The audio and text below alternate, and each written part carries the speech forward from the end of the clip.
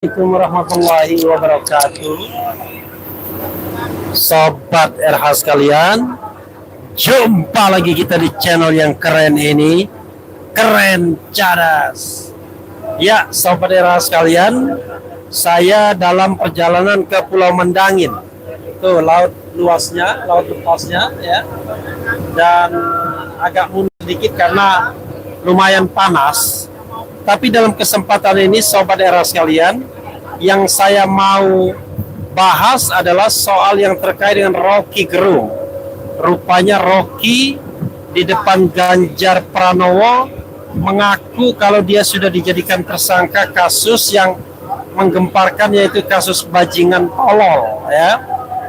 Dan mirisnya dia dikenakan pasal 14, 15 Undang-Undang 1 1946, bukan pasal tentang penghinaan dengan ancaman hukuman 4 tahun, bukan pasal ujaran kebencian dengan 16 tahun, tapi pasal atau Undang-Undang 1 1946 dengan ancaman hukuman 10 tahun penjara. Dan tidak terlalu heboh karena dia memang tidak ditahan, hanya memang kasusnya sudah siap untuk dilimpahkan ke pengadilan, jadi tidak banyak orang paham. Dan ini hal yang agak miris. Miris lainnya adalah Anies Baswedan dilarang bicara di UGM sebagai narasumber, sementara Ganjar Pranowo ternyata lancar-lancar saja bicara di Universitas di Makassar, Universitas Negeri. Coba kita bacakan dari CNN Indonesia ya. Di depan Ganjar, Rocky Gerung sebut statusnya tersangka kasus bajingan. Rocky Gerung menyebut dirinya telah dijadikan tersangka dalam kasus bajingan tolol di hadapan calon Presiden Ganjar Pranowo pada acara sarasehan dan temu alumni Universitas Negeri Makassar UNM. Status saya ini tersangka, kata Rocky. Kemudian Ganjar bertanya kepada Rocky, tersangka apa? Ya, yang itu, kasus bajingan tolol, kata Ganjar. Ganjar hadir dalam acara sarasehan mengenai demokrasi dan ekonomi oleh IKA Universitas Negeri Makassar. Sebelumnya kuasa hukum Rocky, Haris Ashar, mengatakan Rocky tidak patut dan tidak layak dituduh melakukan keonaran. Menurutnya konteks penggunaan pasal 14 dan 15 yang dikenakan kepada Rocky juga tidak tepat. Konteks penggunaan pasal 14 dan 15 itu tidak tepat melihat dari pasalnya sendiri yang itu dulu hanya untuk mengamankan kemerdekaan Indonesia. Kok sekarang dipakai mengamankan kepentingan pribadi tertentu atau penguasa, katanya. Rocky disangkakan dengan pasal 14 ayat 1 ayat 2 dan atau pasal 15 Undang-Undang RI nomor 1 tahun 1946 tentang peraturan hukum pidana dan atau pasal 156 KUHP dan atau pasal 160 KUHP dan atau pasal 45A ayat 2 junto pasal 28 ayat 2 Undang-Undang nomor 11 tahun 2008 tentang informasi dan transaksi elektronik. Bayangkan. Banyak sekali ya. Jadi pasal 160 itu memprovokasi tindak pidana, pasal 156 pasal ujaran kebencian ya.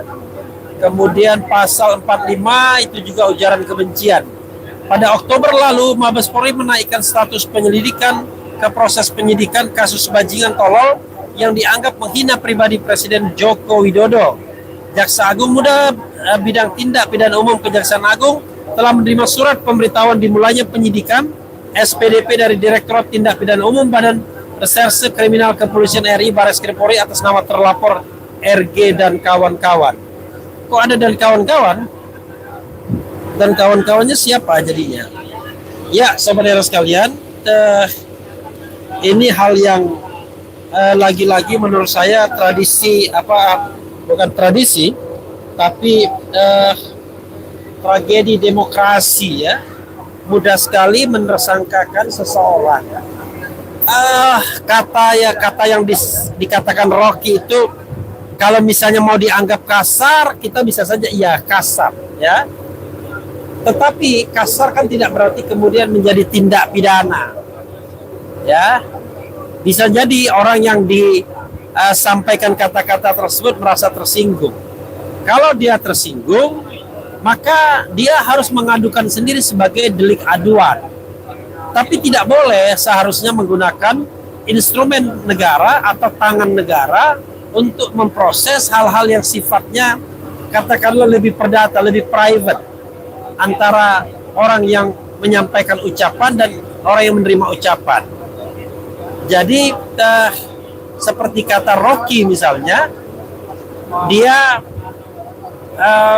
berpegangan pada kata-kata dari Presiden Jokowi yang mengatakan bahwa itu adalah kasus kecil. Tapi kasus kecil diproses di markas besar. Dan ternyata dari markas besar, kasus ini sudah dilimpahkan ke pengadilan, dilimpahkan ke kejaksaan, dan sudah siap untuk disidangkan. Sangat disayangkan karena penggunaan pasal 14 dan pasal 15 yang masif tersebut adalah sebuah tragedi demokrasi. Bayangkan, pasal 14 itu tentang menyebarkan berita atau pemberitahuan bohong yang menimbulkan keonaran atau berpotensi menimbulkan keonaran. Pertanyaannya adalah, ketika kita bicara mengenai statement Rocky, mengenai BT dan lain sebagainya, kenapa kemudian pasal itu yang disasar? Nah, usut punya usut, ternyata hal-hal lain juga dipersoalkan. Ucapan Rocky tentang IKN, ucapan Rocky soal hal-hal lain juga dipersoalkan, lalu konstruksinya adalah menyebarkan berita bohong. Padahal kalau seandainya memang tidak setuju dengan pemberitaan tersebut, ya harusnya bukan berita bohong dong, tapi disanggah, diluruskan, dimintakan hak jawab, atau diberikan sebuah tandingan informasi. Oh, ini loh yang benar menurut kami. Padahal kalau kita bicara misalnya data dan angka, ya kita susah juga mencari data dan angka yang sebenar dan sesungguhnya, karena belum tentu ada data dan angka yang betul-betul menjadi data dan angka tandingan. Jadi memang agak memilukan juga ketika penggunaan undang-undang ini dilakukan secara masif dan seolah-olah tidak mengenal lagi nalar hukum yang ada. Nah, satu-satunya hal yang bisa dipersoalkan adalah ucapan Rocky mengenai BT tersebut, bajingan tolol. Tapi sekali lagi, itu kalau sang ampunya sang address, ya, alamat untuk ucapan tersebut merasa tersinggung. Tapi kalau tidak, masa kemudian dibuat seolah-olah ini bukan delik aduan, tapi delik yang bisa dikenakan secara tanpa pengaduan. Jadi bisa by inisiatif atau diadukan oleh pihak lain yang tidak berkepentingan atau memiliki kepentingan yang sifatnya subjektif. Jadi saudara sekalian, ini yang saya katakan sebagai sebuah tragedi demokrasi di era pemerintahan Presiden Jokowi ini. Mudah sekali memenjarakan anak bangsa dengan hal-hal seperti ini. Padahal kalau kita bicara tugas negara, ya tugas negara yang utama adalah melindungi segenap bangsa. Kalau seandainya ada rasa ketersinggungan dari Presiden Jokowi, sebenarnya agak aneh juga kalau Presiden Jokowi tiba-tiba mengadukan. Karena dia sebagai seorang presiden, he is the president. Tapi kalau dia sebagai Joko Widodo himself, silahkan. Tapi kalau Joko Widodo himself, ya dia harus berhenti sebagai presiden kalau seandainya memang ingin menyampaikan keberatan sebagai orang yang katakanlah merasa tersinggung dengan ucapan Rocky tersebut. Tapi kalau membawa ini ke dalam hukum pidana umum, ya, tanpa aduan, menurut saya sangat berlebihan dan terlalu berlebihan. Ya, menyedihkanlah.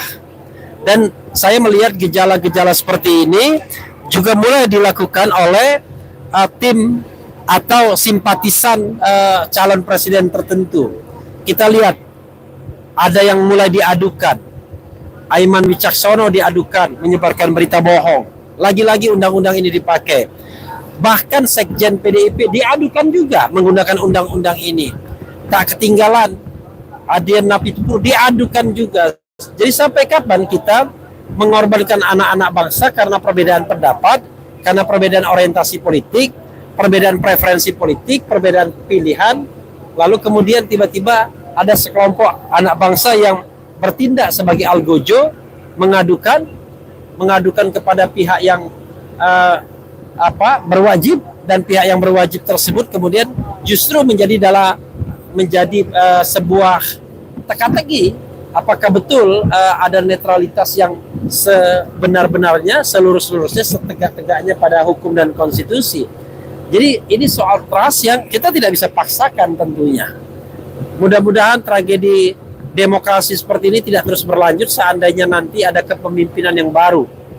Saya hanya ingin menagih pada presiden yang baru, jangan mudah menggunakan state aparatus untuk memenjarakan orang karena berbeda pendapat. Itu tidak baik, buruk bagi bangsa kita dan generasi kita ke depan, karena berarti suatu saat semua orang yang berbeda pendapat dan kebetulan tidak berada pada lingkar kekuasaan akan mudah sekali ditarget dengan undang-undang seperti ini yang dihidupkan kembali setelah adanya kasus Ratna Sarumpait.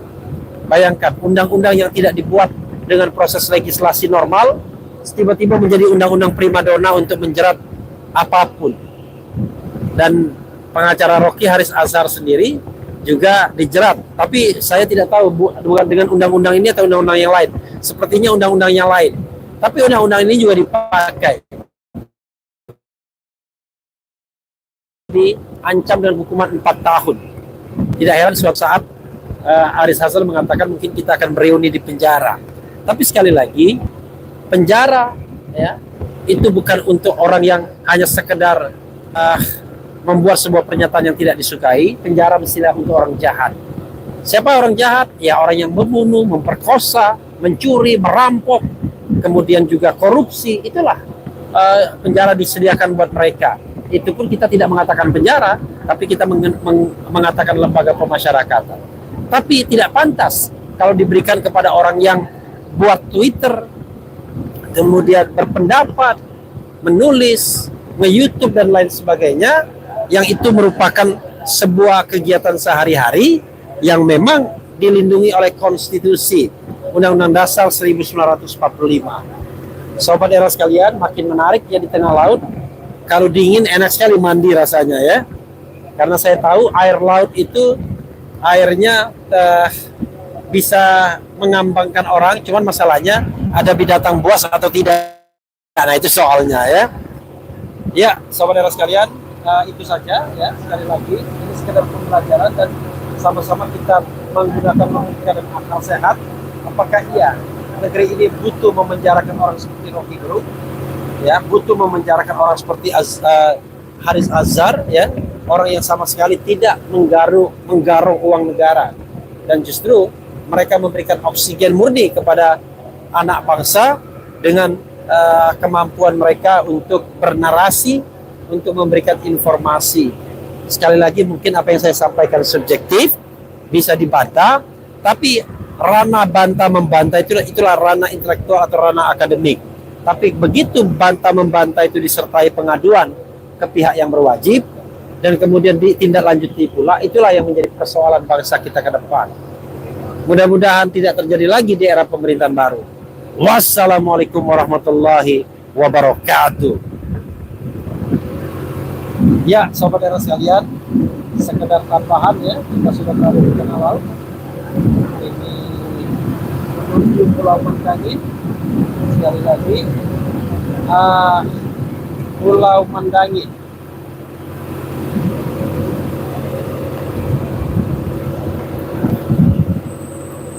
Pergi ke Pulau Mandangin tidak perlu mandangin. Ya, saya goyang ya. Susah itu.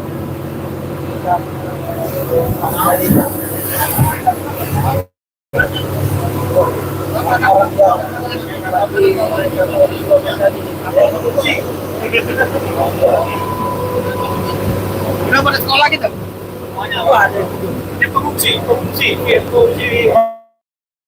Rohingya. Manusia kapal. Dia datang ke Aceh, ditolak. Manusia kapal. Rohingya. Manusia kapal. Wassalamualaikum warahmatullahi wabarakatuh.